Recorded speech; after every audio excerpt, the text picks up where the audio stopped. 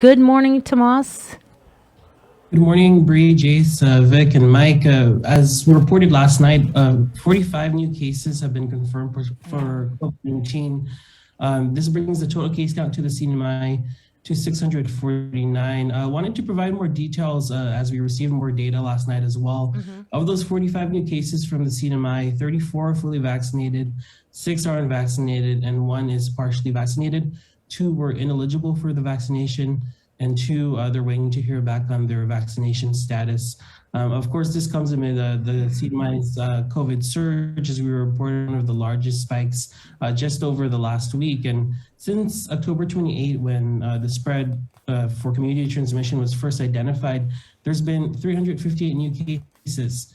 154 of them were through contact tracing, 192 through via community testing, and 12 identified via travel testing. I think, Bree, one of the interesting things that lots of folks are also talking about over the weekend is that now our community cases have surpassed our travel cases. Travel cases are around 267. Community cases are now at 382 in the course of this pandemic. Of course, travel cases have been at the highest rate so far with the quarantine protocols, and now community cases have surpassed that in just a matter of weeks. And so we're going to hear from the CNMI Governor's COVID-19 Task Force at 8 a.m. in just about an hour. They have their weekly COVID-19 press briefing, and we're expected to hear back about some just hear from the COVID-19 task force on maybe what's being addressed. We know that they're having a plan to do targeted vaccinations here in the CNMI to bring vaccines into the community. And that's something that we'll definitely ask about. And schools, of course, are expected to reopen here in the CNMI, the public school system, on Monday. I wanted to shift gears a little bit and share a bit of a reporting about the NMI governor's new video series that he launched on Facebook. He's taking to Facebook to air some of his responses to the allegations that the House committee waged against him. And so he released a 60-minute video talking and justifying his utility bills, saying that he worked with the CFC director, Gary Camacho, to address some of the issues with his metering, which resulted in some bills in the thousands. And we're being told that the next video will be dropping next week. And so, of course, this is all happening amid the JGO investigation. And as we've had the JGO chair, Selena Babata, on the show, she tells us that the hearings are supposed to wrap up by the end of the year. Obviously, we're heading into December, but we do know that the subpoena for CNMI Governor Ralph Torres was approved, but it has yet to be issued. And that's something that he's told us on the press conference when we asked him. He said he hasn't received anything yet. And as we'll continue to follow up on that, but he is taking to Facebook to directly address the allegations head on. And so we'll definitely have more on COVID-19 here in the CNMI, and also that investigation after the press conference at 8 o'clock this morning, guys. Wow, it's a lot of news to cover. I did want to go back to the cases. You said 45 new cases, and did you say a majority of them were vaccinated individuals? 34 fully vaccinated, 6 unvaccinated, 1 partially vaccinated, and then 2 ineligible and 2 pending confirmation. They did address this in their press release and in conversations with public health throughout the course of the past year, at least.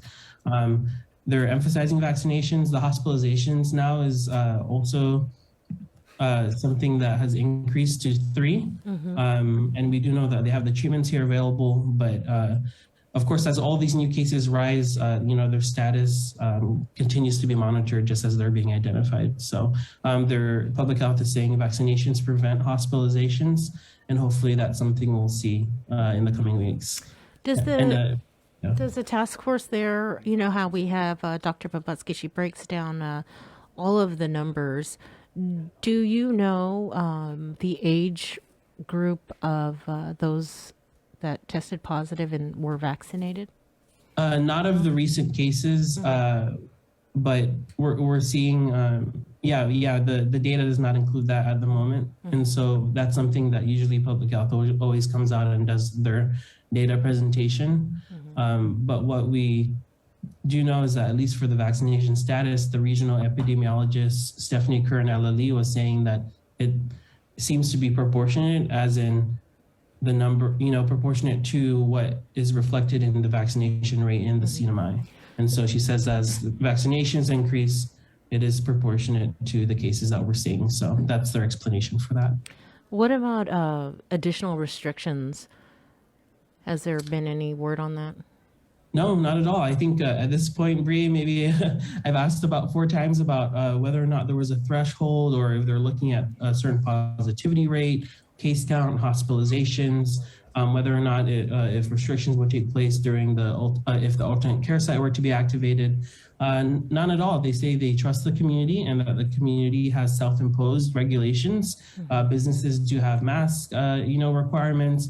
And so they're trusting the community to do that, and that they think that would be complementary with their approach to having testing, and then again this targeted vaccination, which we are definitely going to have to learn more about, because they do have a plan to go into specific parts of the island to do that as well. So.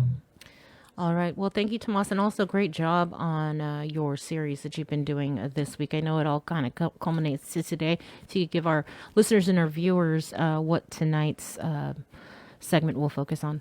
Yeah, I just want to thank Savi Diaz. I mean, thank you so much, Savi, if you happen to be listening to this, for sharing your story. And what better message to be reminded that God and family are essential on Thanksgiving, and the life that her dad lived, and how we can live like that too. Tonight's series is going to look at how we heal and move forward and recover from all of the grief and anxiety that we talked about. Definitely, I think one of the biggest questions we covered tonight is, how do you get someone help who might not know that they need help? And I think that's a hard conversation, but as always, something that's necessary. So that will be ending our 5-part series tonight on Primetime. All right. Thanks a lot, Tomas. Thank you. Happy Thanksgiving, belated. Happy belated Thanksgiving. And with your sports link now, here is Dave Delgado. Sports Link is brought to you by Mariana.